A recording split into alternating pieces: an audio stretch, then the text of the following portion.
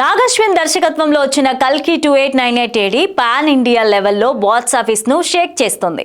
మొదటి వారంలోనే ఈ చిత్రం 700 కోట్ల గ్రాస్ ను వసూలు సాధించి 1000 కోట్ల క్లబ్ లో చేరేందుకు దూసుకుపోతోంది.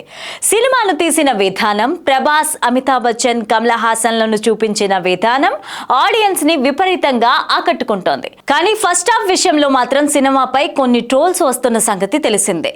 ఫస్ట్ హాఫ్ ను ఇంకాస్త ట్రిమ్ చేసి ఉంటే బాగుండేదని, కాస్త బోరింగ్ గా ఉందంటూ సోషల్ మీడియాలో చాలా మంది పోస్టులు పెట్టారు. అయితే తాజాగా దీనిపై డైరెక్టర్ నాగశ్విన్ రియాక్ట్ కూడా అయ్యారు. నేను చూపించబోయే సరికొత్త ప్రపంచాన్ని, పాత్రలను ప్రేక్షకులకి పరిచయం చేయడం కోసమే ఫస్ట్ హాఫ్ ను ఉపయోగించుకున్నాను.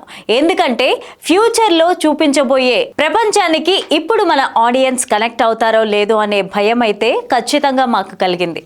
పైగా మూవీలో మనకి 4 పెద్ద స్టార్స్ ఉన్నారు కనుక కథ పరంగా, వారి మార్కెట్ పరంగా వాళ్ళని సరిగ్గా బ్యాలెన్స్ చేసుకోవాలి. 3 కొత్త ప్రపంచాలను ప్రేక్షకులకి పరిచయం చేయాలి.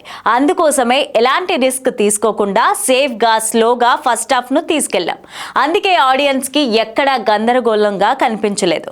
కొన్ని సన్నివేశాలు స్లోగా ఉన్నాయని, అలాగే ఆడియన్స్ చెప్పుకొస్తూ ఉన్నారు. కానీ అవి మేము కావాలనే అలా చూపించామంటూ నాగశ్విన్ చెప్పారు.